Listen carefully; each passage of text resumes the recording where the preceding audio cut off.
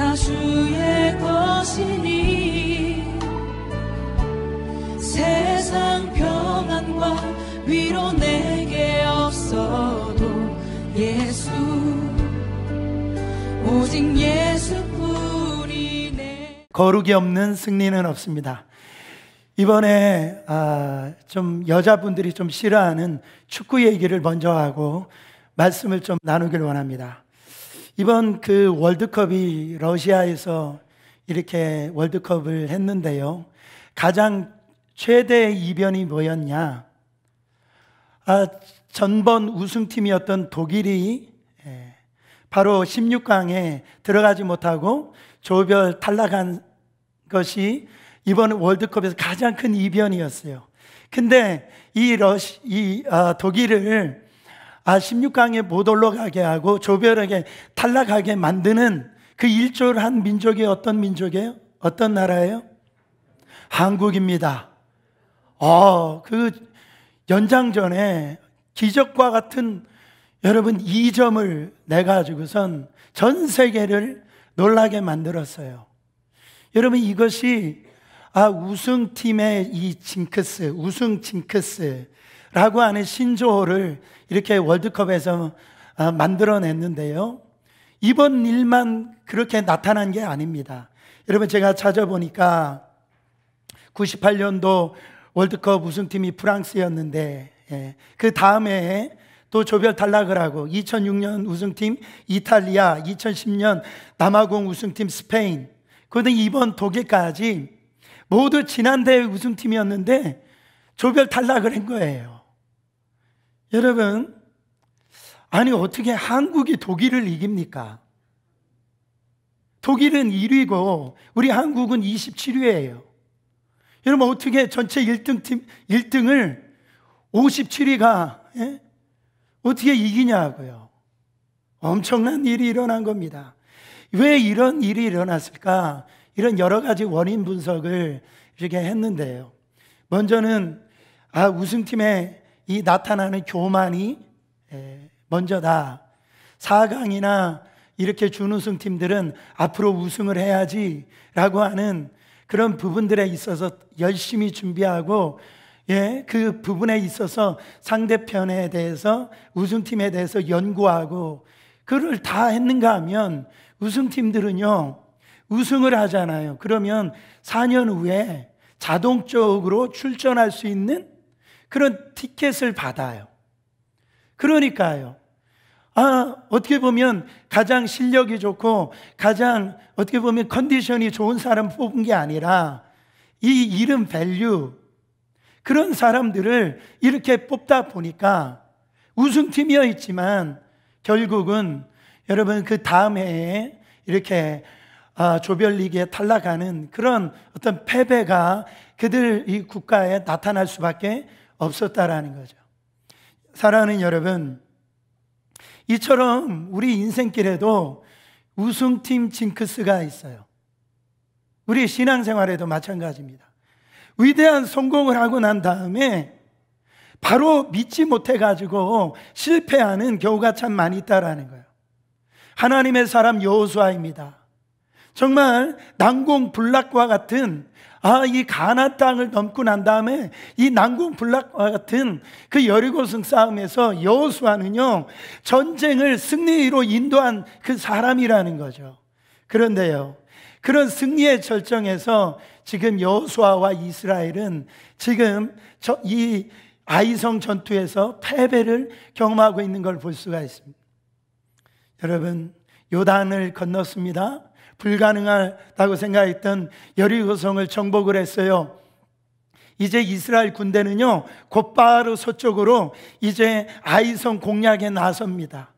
아이성은 여리고에서 북쪽에 한 16km 정도 아주 가까운 곳인데요, 또 산지에 있는 아주 해발 518m의 가량에 위치한 산지에 있는 아주 인구 12,000명밖에 되어지지 아니하는 여리고성과 비교할 수 없는 아주 작은 성이라. 그래서 이름도 아이성이에요. 작다라는 거예요. 아니, 이스라엘이요 여리고성을 무너뜨렸을 때의 직후가 어떻습니까? 가나안 전역에요 소문이 퍼졌어요. 어떤 소문이 퍼졌느냐? 여호수아서 6장 27절 말씀해 보니까 여호와께서 여호수아와 함께 하시니 여호수아의 소문이 그 온 땅에 퍼지니라. 가나안 전역에 이 난공불락과 같은 이 여리고성을 막 순식간에 무너뜨린 그 영웅이 지금 지금 아이성 가운데 왔다. 가나안 전역에 이 소문이 또 날개를 달아가지고 소문이 되어가지고선 가나안 지역 온 땅에 이 여호수아의 영웅과 같은 이 소문이 퍼져버린 거예요. 반대로 이스라엘은 이런 형식으로 쉽게 몰아가면은요, 정복 전쟁을 쉽게 끝날 수 있다라고 그렇게 생각을 했는데요. 가나안 전역은 공포로 빠져버렸다라는.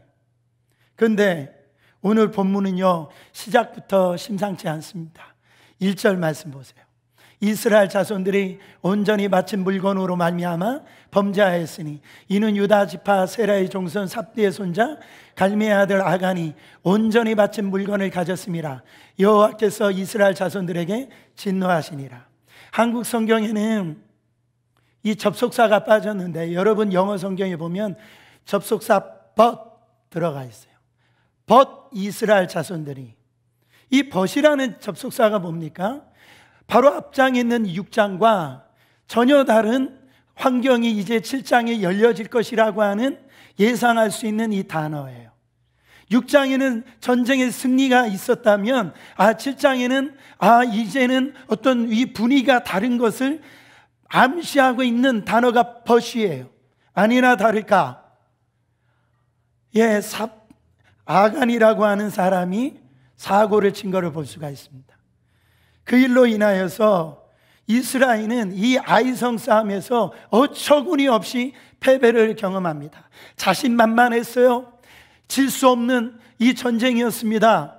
그런데 이 공격하러 갔던 이 3,000명의 군사들이 여러분 제대로 힘 한번 쓰지도 못하고 이렇게 싸우지도 못하고 아이성 군사들에게 공격을 당하자 지금 순식간에 36명이 죽고 남은 군사들은 겨우 도망치는 그런 패배를 경험을 합니다.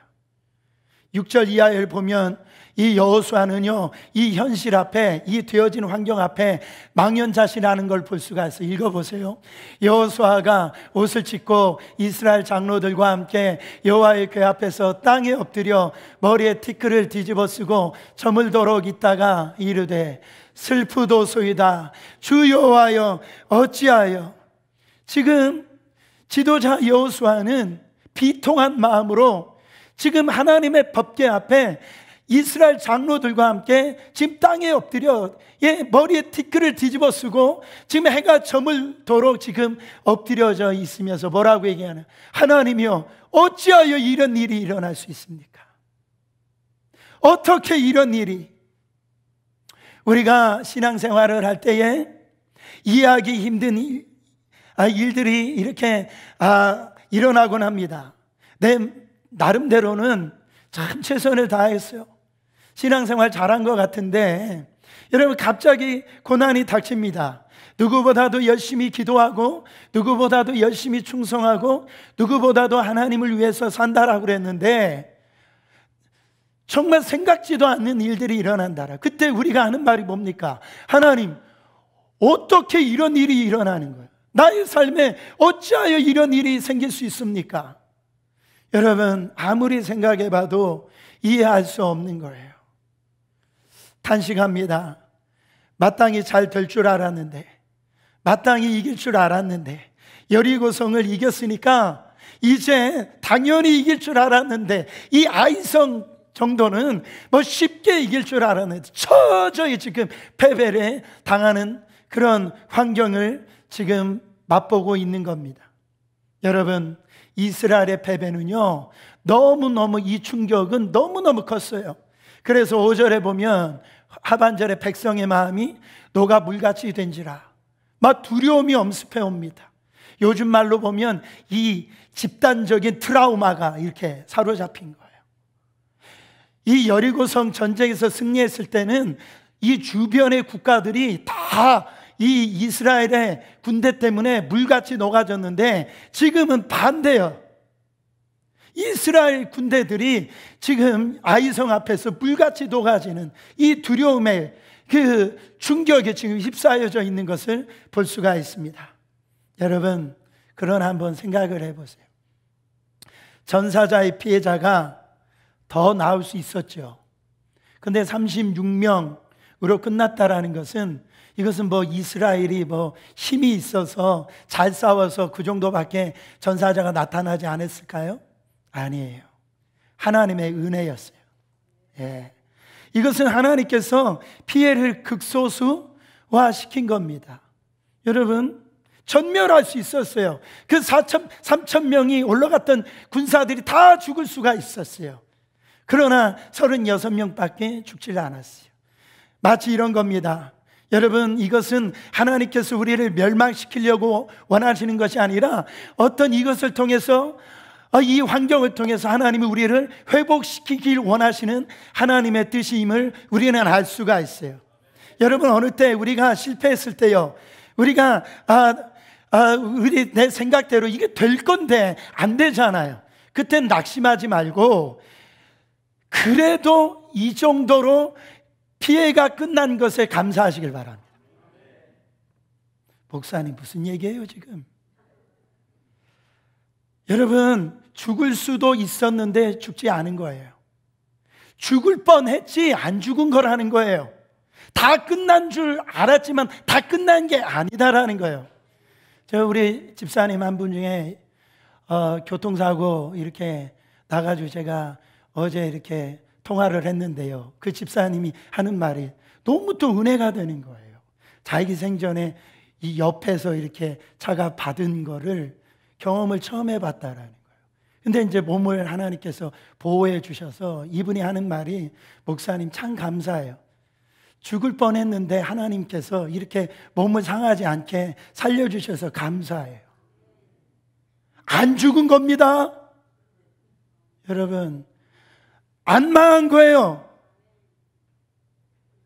여러분, 하나님이 원하는 것은 우리가 죽는 것을 원하는 게 아니고 완전히 망가지는 것을 원하는 게 아니고 이것을 통해서 회복되기를 원하시는 거예요.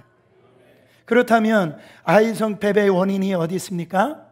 아이성 실패의 원인이 어디 있는가? 첫 번째로 한 사람의 범죄, 욕심 때문입니다. 이 말씀이 좀 불편하게 들려질 수도 있을지 몰라요. 놀랍게도 이 아이성이 성의 전쟁에서 패배의 원인은 1000명도 아니고 10,000명도 아니고 한 사람의 범죄이면 충분했다라는 거예요.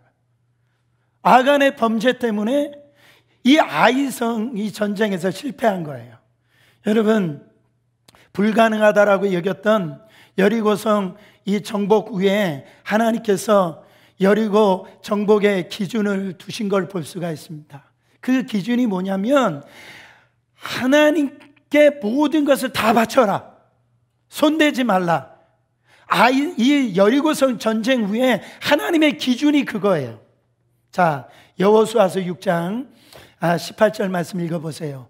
너희는 온전히 바치고 그 바친 것 중에서 어떤 것이든지 취하여 너희가 이스라엘 진영으로 바치는 것이 되게 하여 고통을 당하게 되지 아니하도록 오직 너희는 그 바친 물건에 뭐 하지 말라?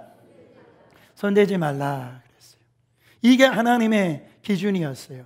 여기에서 오직 너희는 그 바쳐라, 온전히 바쳐라 라고 하는 의미는 두 가지 의미가 있습니다. 첫 번째로는 생명이 있는 것들은 다 죽이라는 거예요. 여러분, 하나님이 왜 이런 말씀을 하셨느냐? 지금 사람이든지 가축이든지 지금 워낙 죄악 중에 있는 도시이기 때문에 이 하나님의 죄에 대한 이 분노를 지금 보여주기 위해서 다 죽이라고 하신 것이고, 그렇게 함으로써 이스라엘 백성에게 이 죄가 들어오지 못하도록 하나님께서 생명 있는 것들을 다 죽이라고 그랬어요. 두 번째로 왜 다 온전히 바치라고 했냐면, 다 이것은요, 거기 말씀에 보면 사람이든 여러 가축이든 다 죽이라고 했지만 불에 타지 않는 게 있잖아요. 그게 은과 금, 또 같은 이런 금속, 그런 것들 있잖아요. 그거를 다 하나님께 다 바치라는 거예요. 여러분, 하나님이 왜 이거를 다 바치라고 합니까? 왜냐하면 여리고성 이 전쟁은 이 가나안 전쟁의 바로 첫 번째 관문이고 첫 열매이기 때문에 그래요. 영적으로 해석을 하면 이것은 11조의 개념과 똑같습니다. 똑같아요.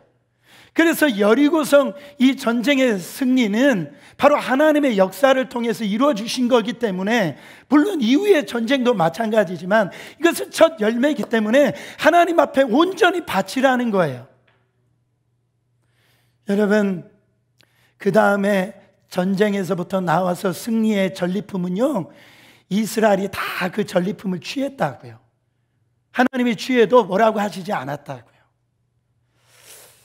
자, 그런데 아간이 21절에 보니까 내가 노력한 물건 중에 시내산의 아름다운 웨풀 한 벌과 은 200세겔과 그 무게가 50세겔 되는 금덩이 하나를 보고 보에서 탐내어 가졌나이다. 여러분 보세요.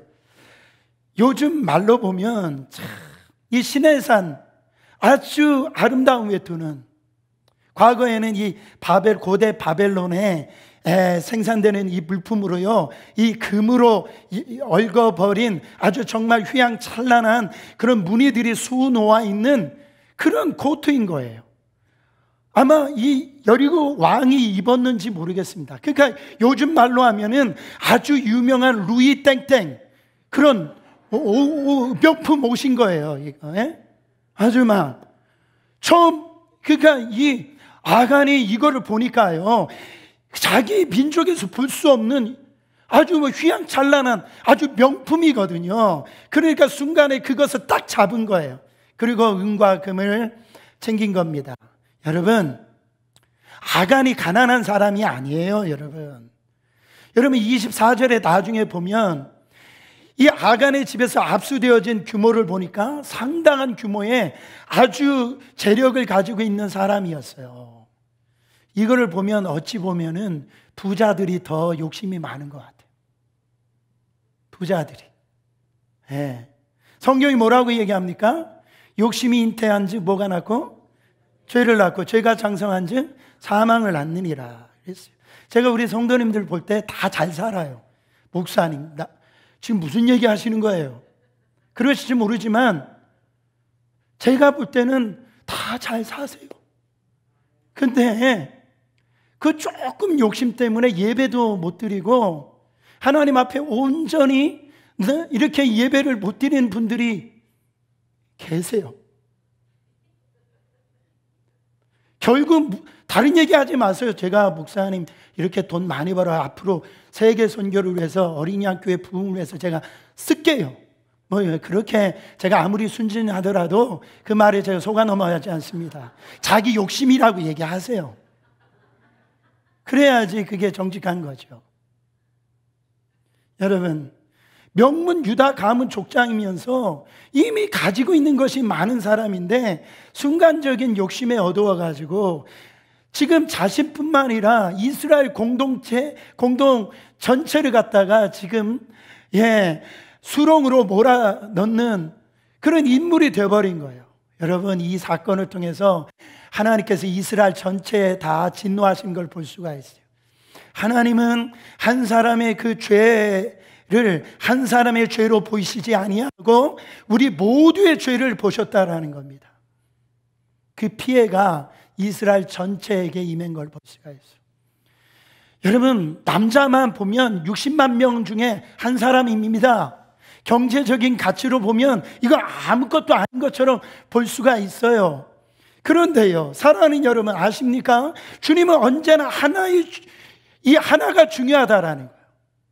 99마리 양들이 우리 안에 있다 할지라도 한 마리가 그 우리를 떠난 그 양이 있다 그러면 이 선한 목자 되신 예수님은 그 한 마리의 양을 찾아가서 온 산을 헤매고 다니는 분이 바로 우리 예수님이세요.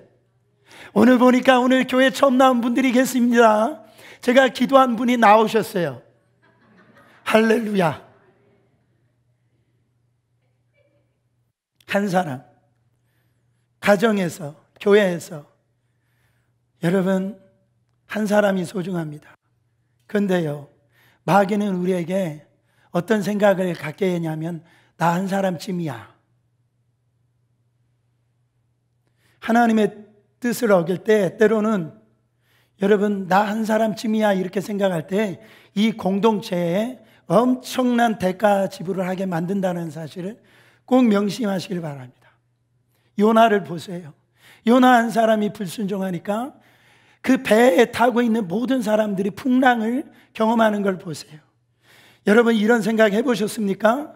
나 하나 때문에 가정이 무너진다면, 나 한 사람 때문에 교회가 무너진다면, 나 한 사람 때문에 민족이, 국가가 무너진다면 여러분 어쩌면 나는 아니야 하실 거예요. 나는 아니야. 왜입니까?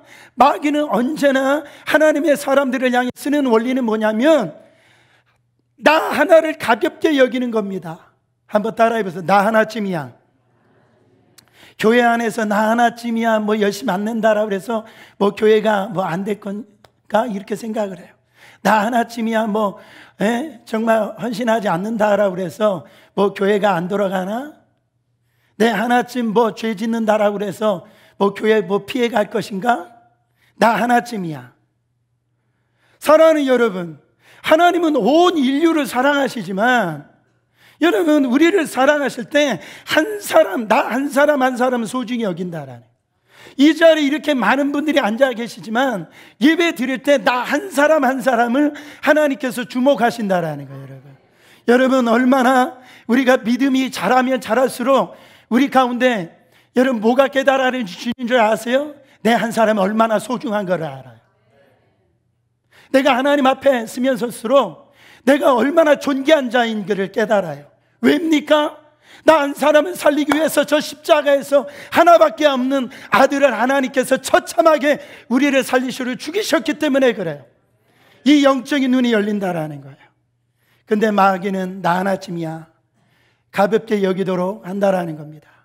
하나님께서 여리고성의 전리품을 노획하지 말라, 여리고성의 이것들을 욕심내지 말라, 이거 내 것이다 라고 경고하였지만 나 하나쯤이야, 이거 밍크 코트 하나쯤이야 라고 하는, 뭐 누가 봐 아무도 모르잖아 라고 하는 그런 이 상황 가운데 그의 고백으로, 그의 행동으로 말미암아 이스라엘 전체가 처절한 패배를 당했다라는 거예요.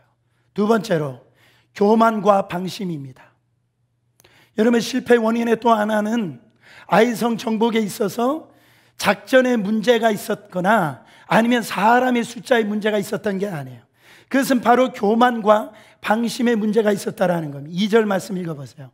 여호수아가 여리고성에서 사람을 베델 동쪽 베단 왼 곁에 있는 아이로 보내매 그들에게 말하여 이르되 올라가서 그 땅을 정탐하라 하며 그 사람들이 올라가서 아이를 정탐하고, 여러분 여호수아는 정탐의 선수죠.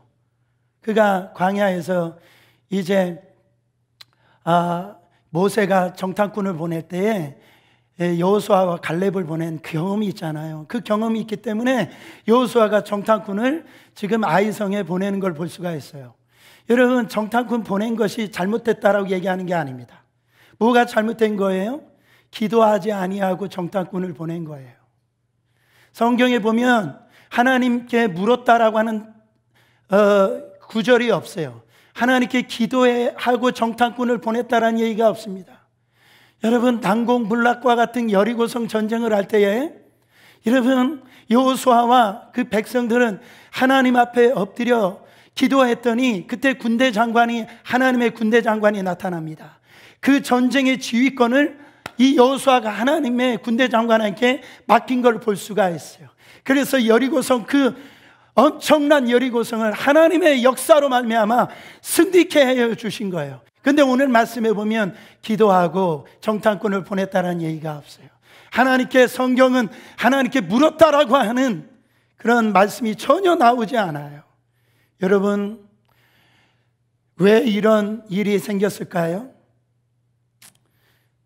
하나님의 뜻을 묻지 않고 하나님께 왜 여러분 묻지 않고 사람의 말만 듣고 인간의 상식과 인간의 계산에 의해서 결정을 내렸을까요? 여리고성 전쟁을 할 때만 해도 이거는 하나님의 은혜입니다, 이거는 하나님이 하신 겁니다, 너무 기뻐서 춤을 추고 정말로 하나님의 기적을 베푸셔서 이 일이 일어났습니다. 그런데요, 시간이 지날수록 어느덧 하나님은 밀려나가고 자신의 수고와 자신의 노력, 자신의 능력을 보기 시작합니다. 이것이 성도의 삶에 있어서 엄청난 함정이라는 것을 여러분 꼭 깨달으시길 바랍니다. 우리도 그렇지 않습니까? 하나님을 의도적으로 무시하는 건 아니에요. 여호수아가 지금 보면 하나님을 의도적으로 무시했다라고 볼 수는 없어요. 그런데요, 지금 여리고성을 이렇게 정복하고 나니까 지금 여호수아의 마음에 자신감이 생긴 거예요. 예.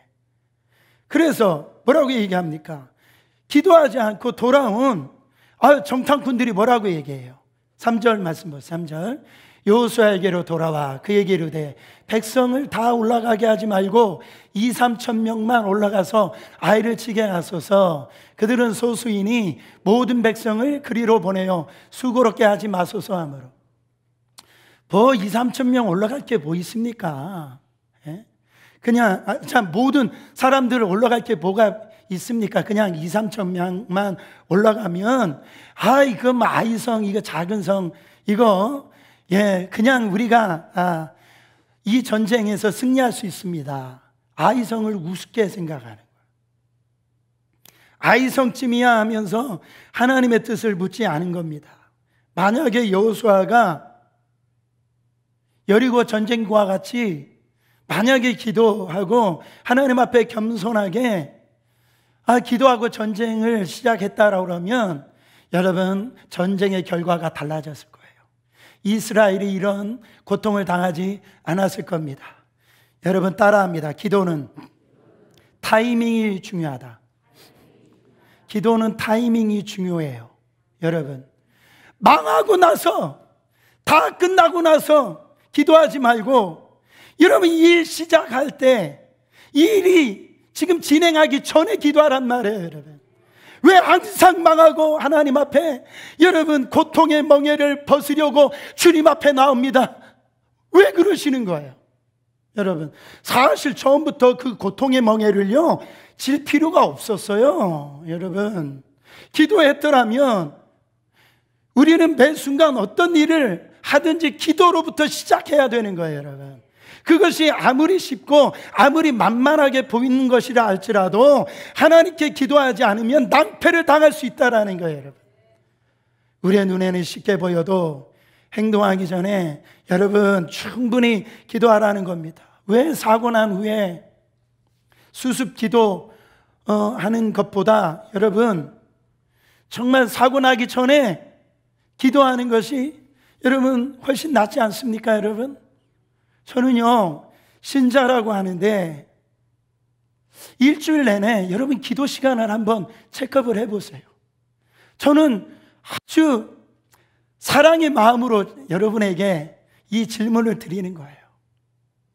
다윗은 여러분 너무나 당연한 것을 늘 하나님 앞에 기도하고 그가 하나님을 향해서 나아간 걸 볼 수가 있어요. 전쟁을 하더라도요 적군이 코앞에 왔는데도 다윗은 하나님 앞에 질문을 합니다. 하나님 저들이 왔는데 올라가서 칠까요? 하나님이 기다려. 그럼 다윗은 군말하지 않습니다. 네. 하나님 저들이 올라가서 저 군대를 칠까요? 내가 너와 함께하니 올라가서 쳐라. 아멘. 다른 거 묻지 않습니다. 다윗의 승리는 여기에 있었어요. 사랑하는 여러분 우리가 일주일간에 기도하지 아니하고 여러분의 삶을 시작하고 마무리한다라고 하는 것은 여러분 이것은 신자가 이건 지려고 아주 작정한 겁니다. 모든 것을 하나님께 묻는다는 것은 무엇을 얘기합니까? 모든 결과는 하나님께 있음을 인정하는 거예요. 하나님께 묻는다는 게 뭡니까? 하나님의 도우심이 없이는 나는 살 수 없어요. 하나님이 역사하시지 아니하면 나의 가정과 나의 사업도 하나님 아버지 내 힘으로 할 수 없음을, 자기의 어떤 철저한 무능함을 하나님 앞에 인정을 하는 겁니다. 지금까지 아무 일 없었다고요? 지금까지 내 힘으로 잘 되었었다고요?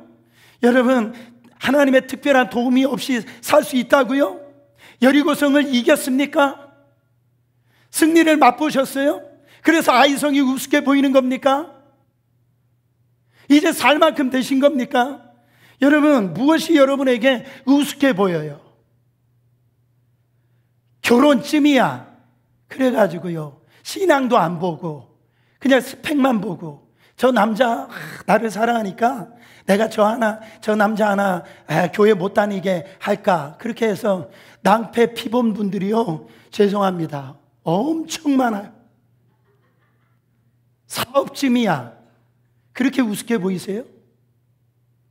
여러분, 목회를 하다 보면 좀 오래 살고 참 자기 힘으로 한번 발버둥 치고 인생을 이렇게 산 분들의 이 고백을 많이 듣게 되거든요. 늘 하시는 말씀이 이런 얘기예요. 목사님, 세상 내 마음대로 안 되더라고요. 그 얘기를 해요. 세상 내 마음대로 되는 것이 아무것도 없어요. 이거 제가 질문합니다. 아내가 여러분 마음대로 되십니까? 남편이 여러분 마음대로 되세요? 여러분, 지금 우리 교회도 자녀들 많이 나시는데 자녀들 내 마음대로 되세요?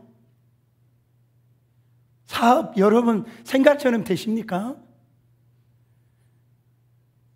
영혼 구원 여러분 생각처럼 되세요? 내 마음대로 안 되는 거예요.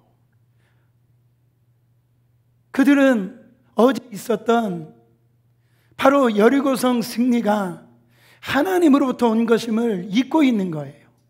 저희 교만한 겁니다. 하나님이 나를 통해서 하신 것을 내가 스스로 했다라고 착각하는 거예요. 내가 지금 이만큼 정말 살고, 우리 교회도 마찬가지입니다. 여러분, 우리가 이렇게 아름다운 교회에서 뜨겁게 찬양하고 기도하고 예배하고 행복한 교회가 된 것이 이 목사가 잘해서 그런 겁니까? 여러분들이 열심히 물론 헌신하고 여러분들이 기도해서 그런 거지만은 아니에요. 하나님의 도우심이 없었으면 안 되는 겁니다. 우리 교회 무너져도 벌써 무너졌을 거예요. 그러나 이건 하나님의 은혜예요.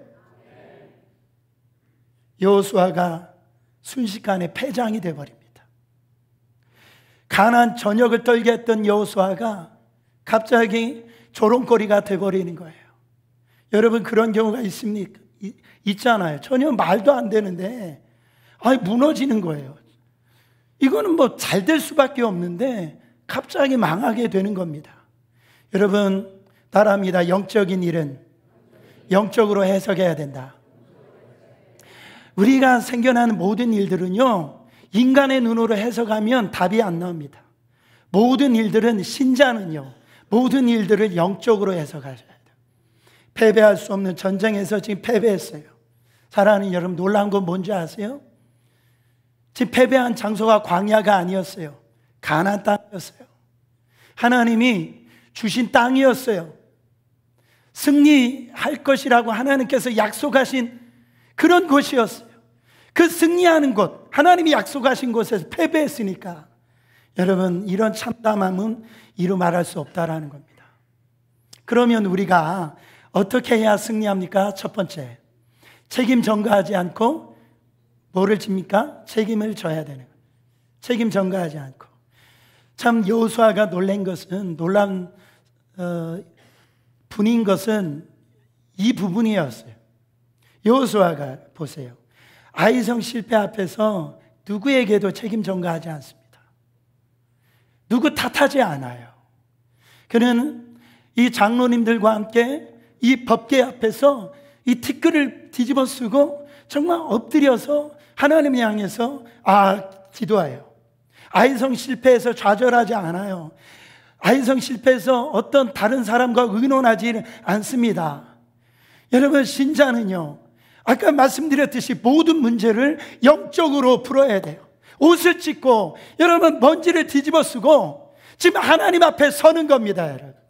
여러분 실패했을 때 남에게 책임 전가하지 마시길 바랍니다. 뜻하지 않게 패배했을 때 세상 사람들은요, 다른 사람에게 화풀이를 해요. 만약에 이 여호수아가 세상적인 믿음 없는 사람이었다라면 뭐라고 얘기했겠습니까? 야, 정탐꾼 일로 와봐. 뭐 2, 3천 명 가면 뭐 우리가 승리할 수 있다라고? 그러면서 이렇게 군사 재판을 해가지고 다 죽였을 거예요. 그리고 전쟁 앞에 나간 이 군사들 어떻게 정말 이렇게 나를 망식시켜 줄 수 있어? 그렇게 하면서 다 죽였을 겁니다. 그런데요, 여러분, 이 현상은 어디에서부터 나온 겁니까? 창세기부터 이 남을 책임 전가하는 것은 창세기부터 나온 거예요. 보세요. 아담과 하와가 하나님이 먹지 말라라고 하는 그 선악과를, 정말 아담과 하와가 그 선악과를 먹잖아요. 그때 하나님께서 아담에게 물어봐요. 아담아, 너 왜 내가 먹지 말라라고 하는 그 선악과를 왜 따먹었니? 그랬더니 하나님, 따먹었어요. 제가 잘못해서 이랬으면 얼마나 좋겠습니까? 뭐라고 얘기합니까? 하나님이 주신 저 여자가 먹으라고 그래서 제가 여자 말 들은 것밖에 없습니다. 나 책임 없습니다. 책임 전가를 여자에게 하는 거예요. 자기 정당성을, 책임 전가를 여자에게 하는 겁니다. 이런 남자가 어디 있어요? 제가 욕하고 싶은데 하와는 또 뭐라고 얘기합니까? 나도 안 따먹으려고 그랬는데 저 뱀이 와가지고 나를 꼬시는 바람에 어쩔 수 없이 제가 먹을 수밖에 없었습니다. 자꾸 책임 전가하는 거예요. 여러분, 이 역시 자기 자신은 잘못이 없고 제3자에게 책임을 있다라고 전가하는 겁니다.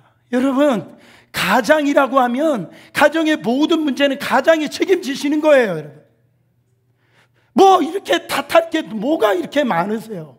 교회가 잘못되어지면 담임 목사가 책임지는 겁니다. 여러분, 담임 목사가 돼가지고 뭐 성도들이 뭐 말을 안 들어가지고 이래서 저렇쿵 해가지고 교회가 이럴 수밖에 없어. 이게 담임 목사 그만둬야죠. 여러분, 가장이면 여러분 다 책임을 지는 거예요. 아내 책임지는 거예요. 왜 남편들 아멘 안 하세요? 자식 책임 다 남자들에게 있는 거예요. 여러분, 기분 나쁘세요?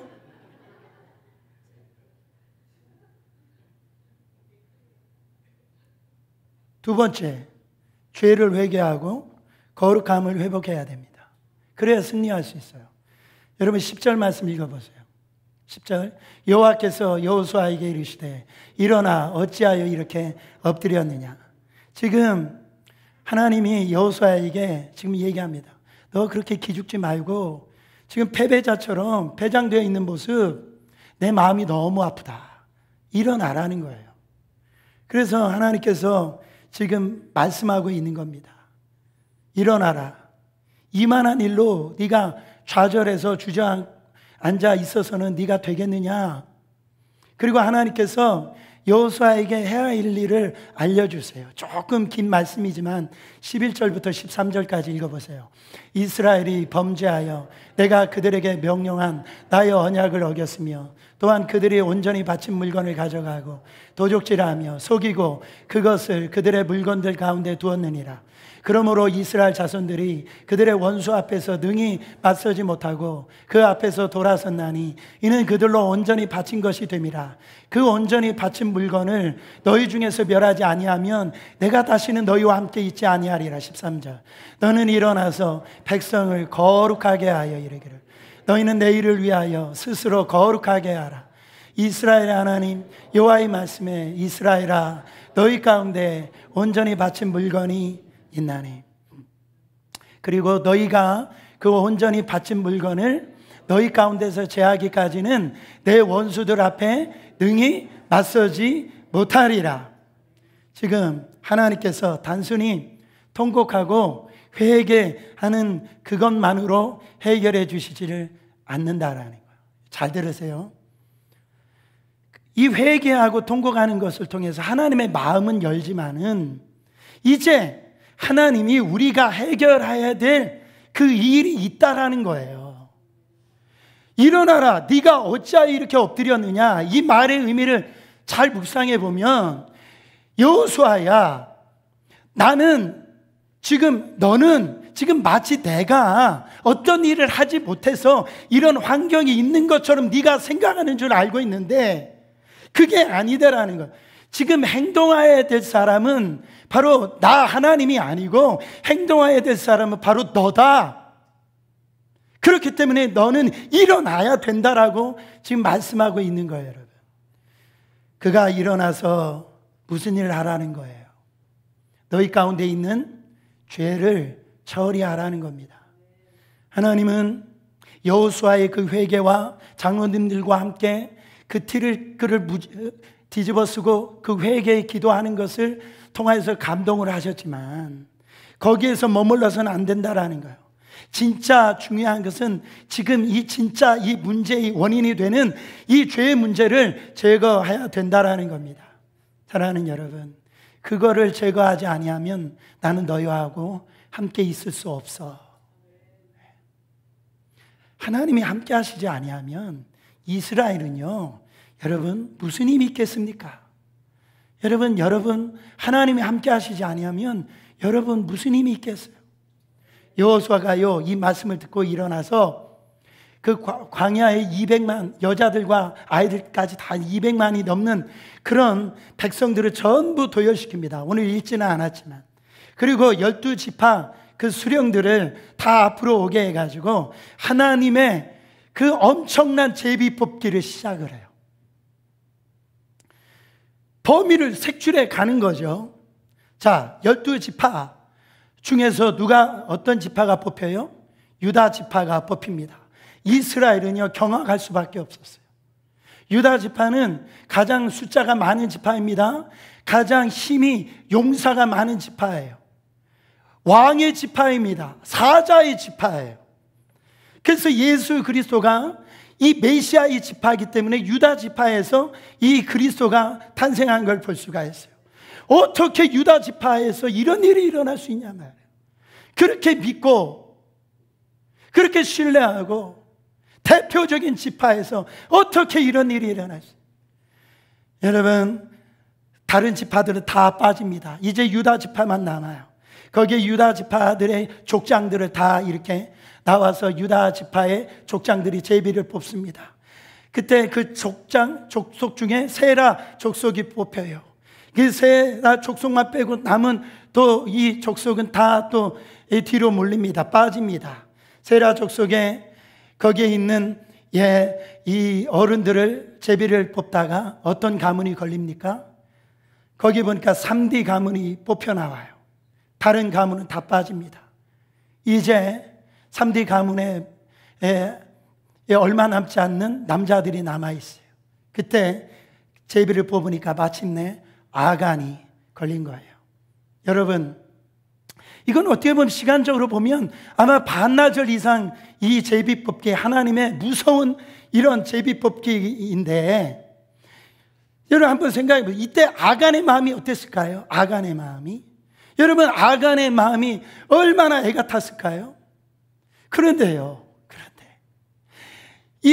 그냥 하나님께서 여호수아야, 그렇게 제비 뽑기 하지 아니하고 기도할 때 여호수아야, 아간이 바로 아간의 죄 때문이다, 이렇게 그냥 말씀해 주셔도 되는 거 아니겠어요? 왜 그렇게 오랜 시간 동안 그렇게 엄청난 제비 뽑기를 하면서 시간을 허비했을까요? 뭐를 기다리고 계시는 거예요 지금? 아간의 회개를 기다리고 계시는 거예요. 하나님의 사인인 겁니다. 만약에요, 아간이 정말로 이 제비 뽑기 도중이라도 그가 회개하고 하나님 앞에 돌아서 따라간다면 아간은 죽지 않았을 거예요. 여러분, 우리는 어떻습니까? 우리 안에 지금 불태우고 제거해야 될 아간은 없습니까? 여러분 따라하세요. 회개도 타이밍이 중요하다. 회개의 기회를 하나님이 주십니다. 우리에게. 그 타이밍을 놓치시면 안 되는 거예요. 그 회개할 수 있는 타이밍을 하나님이 주실 때 하나님 앞에 나오면 살 수 있어요. 나 한 사람이 살면 가정이 살아요. 나 한 사람이 살면 교회가 살아요. 나 한 사람이 살면 민족이 사는 겁니다. 그러나 아간은 그렇지 않았어요. 이 하나님이 주신 찬스를 하나님은 이 아간은 놓쳐버렸다라는 거예요. 여러분, 여기에서 놓치지 말아야 될 것은 아간만 죽은 것이 아니고 아간에 있는 가족까지 죽음을 다 당했어요. 율법에는요, 연좌죄를 묻지 않습니다. 연좌죄라는 게 뭔가, 아버지가 죄를 졌다라고 해서 자기 자식에게 죄를 물을 수 없다라고 하는 거예요. 그런데요, 그렇다면 아간의 이 죄를 때문에 이 지금 가족들이 다 죽었다라고 한다면, 여러분, 가족이 이 아간의 이 한 일을 알았다라는 거예요, 몰랐다라는 거예요? 알았다라는 거예요. 같이 공모한 거예요. 자기 재산이 늘어나니까 같이 공모한 거예요. 여러분, 가정에서 영적인 한 사람만 껴 있어도 가정 망하지 않습니다. 교회에 영적인 나 한 사람만 껴 있어 교회 망하지 않아요. 그런데 그 영적인 그 일을 깨어 있지 못한다라고 할 때에 어떤 일이 일어나냐? 같이 그 죄악에 같이 공모를 한단 말이에요. 그러면 어떻게 되냐? 가족 전체가 다 망하게 되어 있다라는 거예요. 사랑하는 여러분, 누가 오늘 정말가 이 예배 가운데 오신 누가가 아니라 저와 여러분 모두가 한 사람 한 사람이 영적인 사람이 되어야 돼요. 신자는요, 깨어 있어야 됩니다. 우리 교회가 지금 어떻게 보면 한쪽 구석에 참 전도를 해보면 우리 교회 잘 알지 못하는 분들도 있더라고요. 우리 교회 어디 있습니까 하면 우드 사이드에 있어요. 그렇게 얘기를 하면은 참, 그 얼굴 표정이 기가 막혀요. 그런데요, 우드 사이드에 있는 너희 교회 한 교회만이라도 여러분 기도하라는 거예요.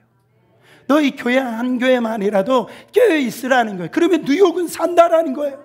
이 미국은 산다라는 거예요. 저희 교회 어떤 집사님이 정말 금요 성령 집회에 오신 거예요.